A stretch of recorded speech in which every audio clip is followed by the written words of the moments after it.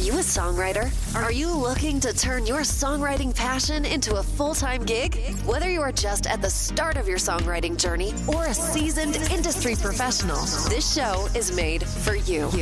Welcome to The Songwriter Show, bringing together songwriting news, interviews, and community. Now, welcome your host, Sarantos. Welcome to the Songwriter Show tonight. Thank you for spending a little bit of your time with me. I'm your host, Sarantos, a solo music artist and songwriter who's always believed in the power of words.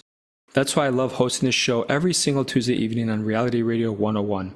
We bring you here behind the scenes with some of the most inspiring songwriters of today's generation, and we give you a small glimpse into the stories that shape their songs. Tonight, I'm so excited to have on the show Arctic Wave and CL Turner. They're an Austin-based alternative rock project, and they're shaped by storytelling. They channel their personal and cultural unrest into bold cinematic soundscapes. Fueled by emotional honesty and powerful instrumentation, the band's music explores vulnerability, resilience, and transformation with a sense of urgency and heart. And now, welcome this week's special guest. Welcome to the show, CL. How are you? I'm doing well, Sarantos. Thank you for having me. You're very welcome. So, Austin-based, I love Texas. Tell us something about Texas we don't know. Surprise us. Texas is the 8th largest economy in the world. Wow. Is it really? Yes, we'll pass California in population by 2040, and in the 2050s we'll likely pass California GDP. That's insane. Wow, man. I thought you were going to blow my mind a little bit, but that really blows my mind. I had no idea. Wow. All right, let's switch to your music, man. Tell us what instrument you play and when you picked it up. Sure. I am a pedestrian keyboardist with a good ear.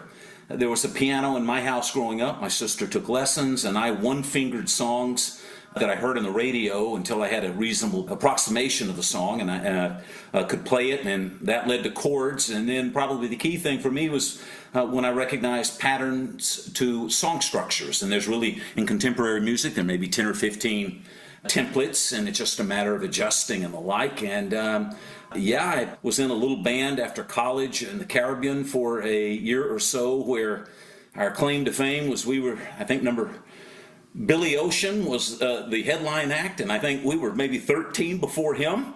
And, that's awesome. I remember probably one other thing. I met Sade, wow, who has 6 toes on each feet. That is true. Wow, I'm an 80s child, man, so you're talking about Billy Ocean and Sade. Wow, that's cool. Tell us about your band or your songwriting process. Well, I used as a party trick the ability to play contemporary songs on the piano, and I never wrote songs until I was about 40. And then I got divorced, and my daughter, then 4 years old, drew on manila paper 2 square houses and 3 stick figures, a dad coming out of one, a mom coming out of the other, and a daughter in the middle torn between them. And that became the first song I wrote. 2 houses. I saw what you drew. It's your reality. 2 parents, 2 houses, 2 families. I got on my knees and I said a prayer. Help me, God. Let me get it right from here, because you're the most important thing in the world. That progressed to about 75 songs. And my life is no different than others, but for the concentration of events. Within 6 months, I got divorced, my mom died, 2 of my best 5 friends, twins, committed suicide, and I lost a job and went into the spin cycle, and what came out of that was songwriting. And the beautiful thing is, when my life stabilized, the songwriting font never turned off. And about 5 years ago, through a friend of a friend, I said, of the 75 songs I've written, I want to put some real professional oomph behind a dozen or so of them.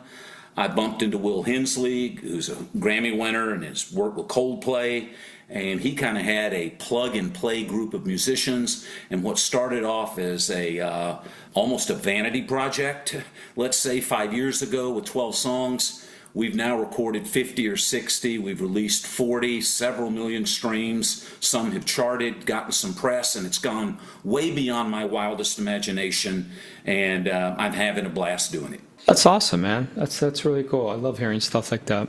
So tell us about any famous musicians that you admire. It really comes down to two, and they are very, very different. I admire Bob Marley.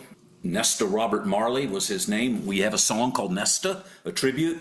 Bob, not particularly handsome, can't play all that much, couldn't really sing, and he changed the world with his music and his message.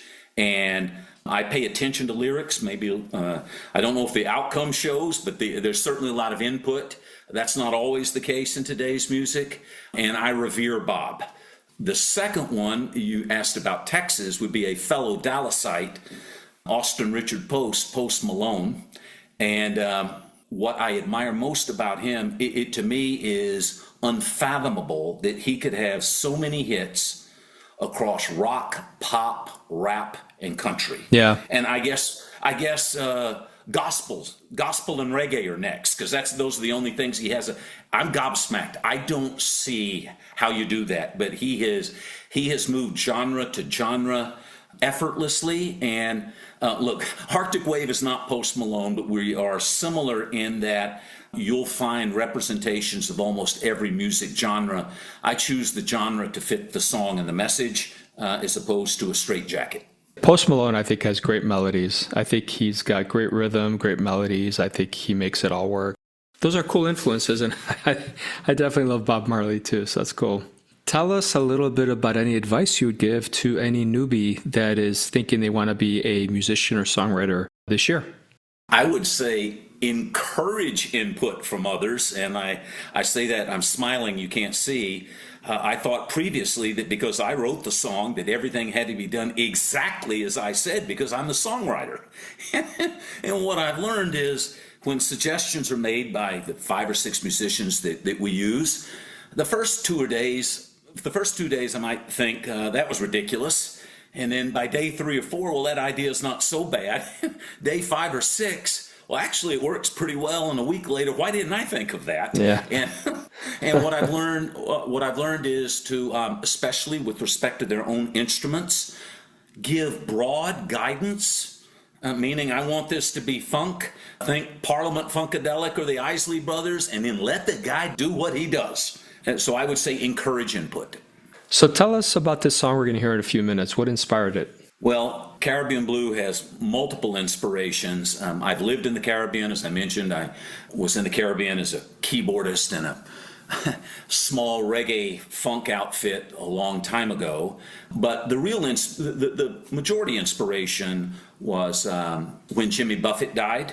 And it's not a Jimmy Buffett-esque song, but he's well known for island vibes and themes. And I wrote that song in 2024, shortly after he died, as a bit of a tribute.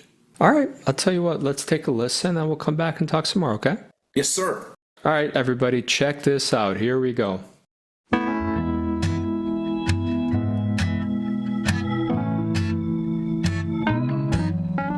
Sky is crying, evidence everywhere.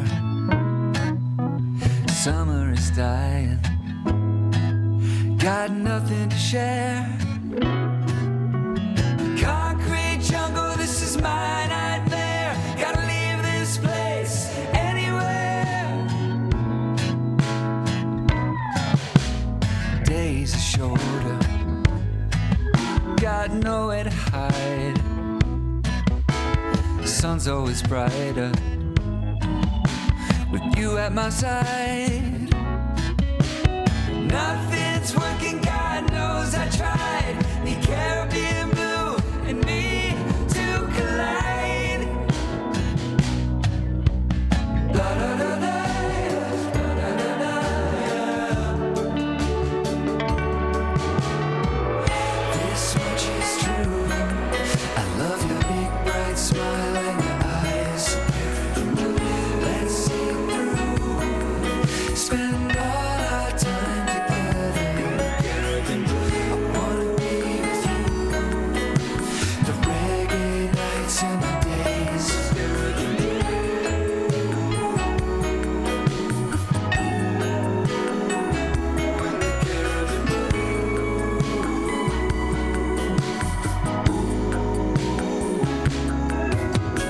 Salsa with island vibes and dance hall blue. ska and reggaeton. Got a big split for you. Everybody's moving hard to make your way through. A beer is a carrot and a red stripe too. La la la la, la la la la. This much is true. I love your big bright smile and your eyes. Let's see through. Spend all our time together. I wanna be with you. The reggae nights and the days.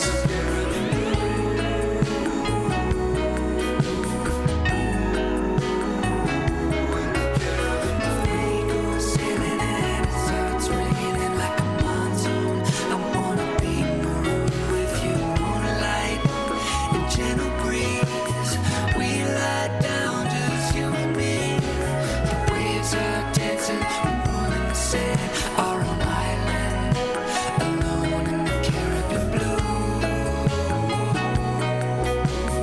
Ooh, in the Caribbean blue.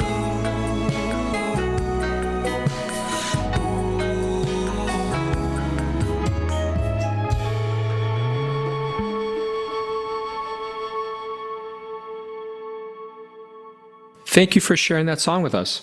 Pleased to do it. Tell us a little bit about this group. Like, who are the musicians? If you could tell us a little bit about them.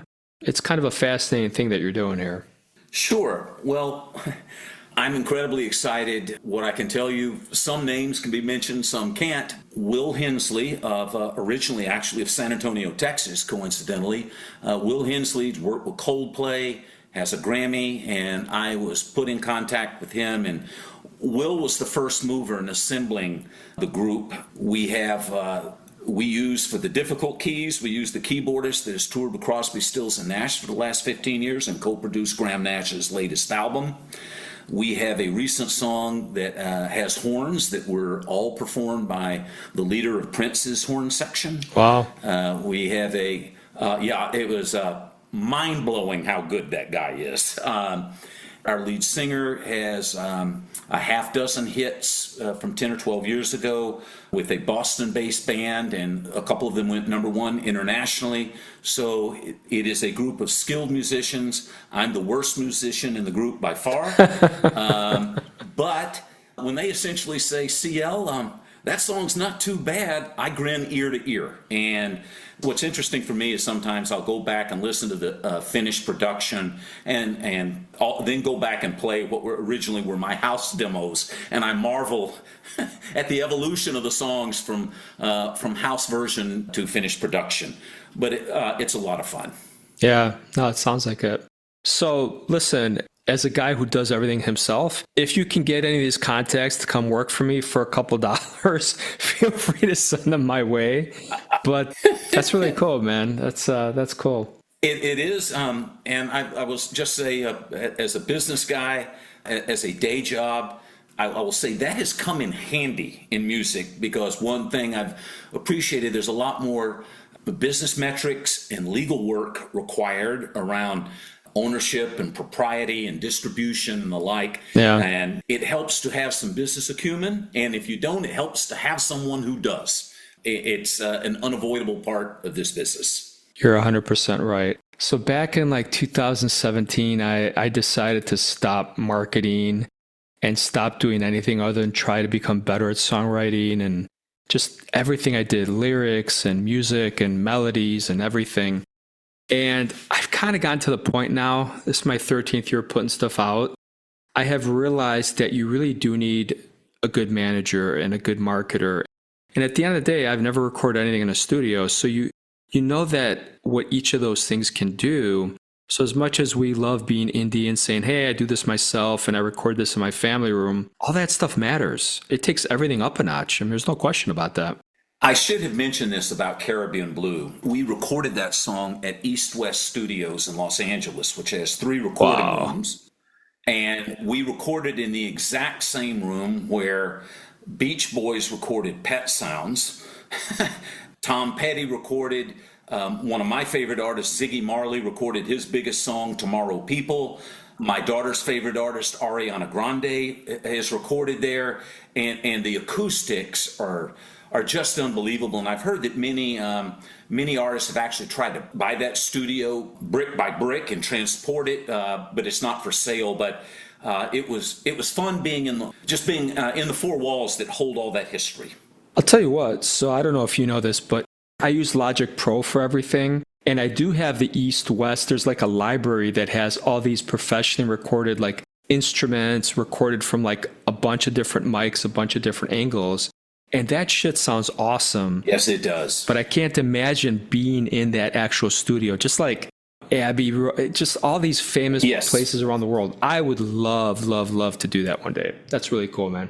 Well, it even was beneficial in another way. I brought my daughter with me, who's an aspiring singer, in the recording session, and we were recording the Arctic Waves songs while Dad's favorite musician, it was the same place where Dad's favorite musician, Ziggy Marley, recorded Tomorrow People, and in the same place her favorite musician, Ariana Grande, recorded a bunch of her stuff. So it was a great father-daughter moment also. That's really cool, dude. I got some street cred for about 10 seconds is how long it lasted.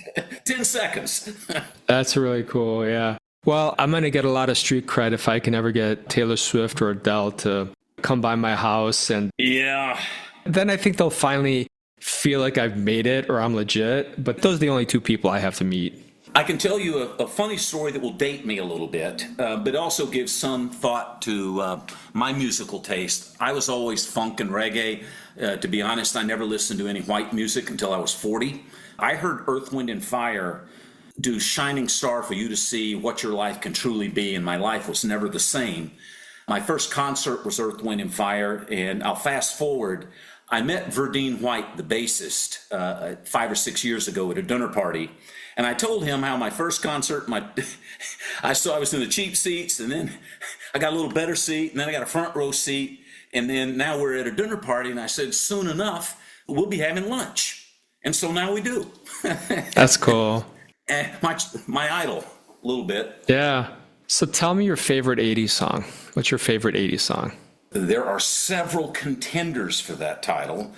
I don't think Bob Marley recorded much then. I think he died in 81. My favorite song would be Tomorrow People by Ziggy Marley. If you could have one superpower, what would it be? I want to sing. I want to sing. When I was in the band in the Caribbean, there were 6 guys and there were 5 microphones, and one of us deservedly did not have a microphone. I'll let you guess as to who that was. It was the proper call. All right. I want to sing. Yeah, that's awesome. The problem with the auto-tune, I have a good ear, so I'm on the note. I just can't sound it with quality. What auto-tune is good for is for people who are off the note but have good resonance and texture in their voice. I don't. Yeah. So I'm stuck. No, man. If you can speak, you can sing. No, sir, that is not false modesty. You know what? If you were in Chicago, I'd tell you to come up here, and I'd guarantee you that I'd be able to get you to sing, man. No, sir. I'm telling you, when I first started, I thought the same thing. I'm telling you, it's there's so much to it that nobody ever really explains. But once you kind of figure it out, and then you just get a little confident, you'd be surprised. Well, you'd be a master professor if you were to get anything legible out of me. All right, let's ask you a couple fun questions here. Who's your favorite person to follow on Instagram? And you cannot say me, of course. You got to pick someone else. Gotta pick someone else? Yeah. I would, can I name 2? Sure. Actually, I'll name 3. I follow my daughter. Okay. My wife is not on Instagram. Musically speaking, 2 very disparate. Post Malone, we've talked about. There is a Christian musician, Clark Beckham, who finished 2nd on American Idol. And while he's an unbelievable singer, he puts voicings on piano chords that I marvel at, and I'm going to spend some time with him in Nashville. I want to learn better how he structures variations around what might otherwise be traditional chord structures and templates. He's a genius. So what's like a common stereotype about musicians that drives you crazy when you hear it over and over? Common stereotype that they're only good at music. All right. I have been told as a finance guy, that's kind of odd that you're using both sides of your brain. People tend to focus one or the other. Yeah. And what I would say is I think of music as math and pattern recognition. Yeah. And which are not dissimilar from the financial world. I totally get you. I get it. And I tell you what, Taylor Swift has some finance acumen. Oh, yeah, for sure. The songs may sound the same to me, but the net worth position is astounding. Yeah, for sure. All right. Tell us where people can buy your stuff, stream it. Yeah, give us that information before we let you go here. Sure. We are on all major streaming platforms, Spotify, Apple, under Arctic Wave, and under socials on the Arctic Wave, on the arcticwave.com. Perfect. I want to thank you so much for being on the show tonight, man. I enjoyed it. Thank you, Sarantos. You're welcome. And thank you to all the fans for spending a little bit of that precious time of yours with the two of us tonight. We appreciate it, and we hope you'll join us every single Tuesday evening as we continue to uncover all these inspiring journeys. Let's keep creating, connecting, and letting all of our stories be heard. I love you guys. Have a great night.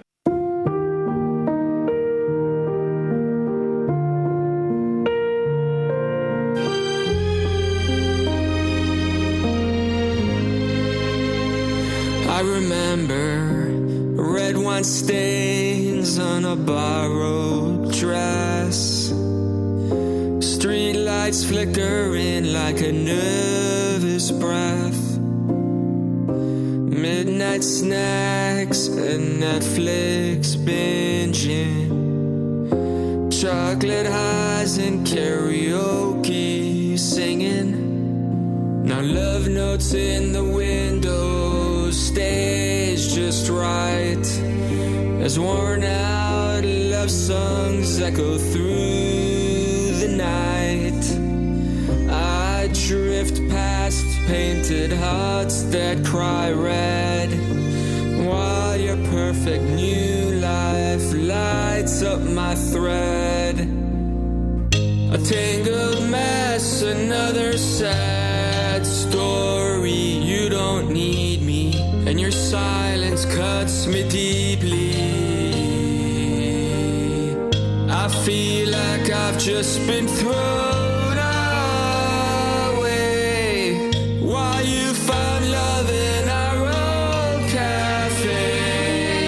I'm open to anything, attached to nothing, but I still flinch when I hear your name, 'cause it still means something. I can't stand this again. I'm alone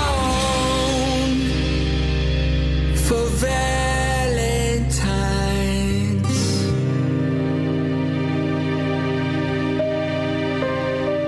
I tried to work, I tried to date, put on a smile, even tempted my fate.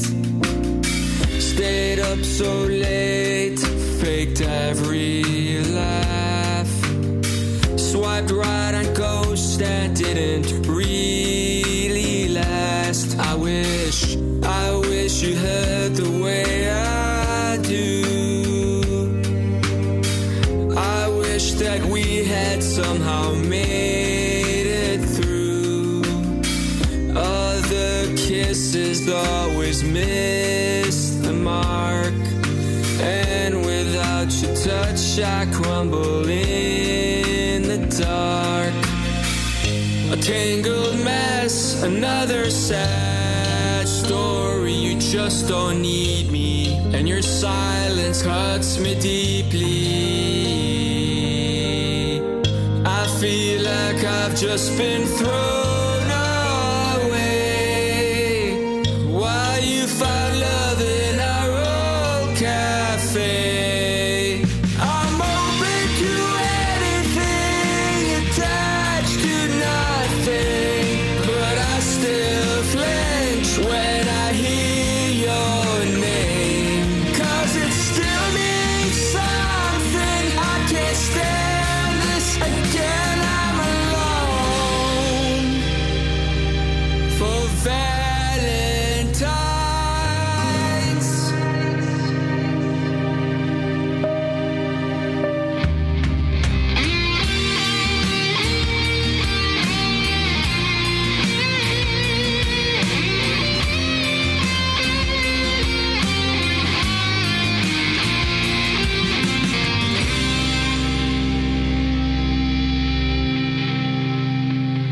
Love needs more than a band-aid.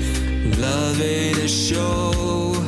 It's fighting like hell when the hurt says go.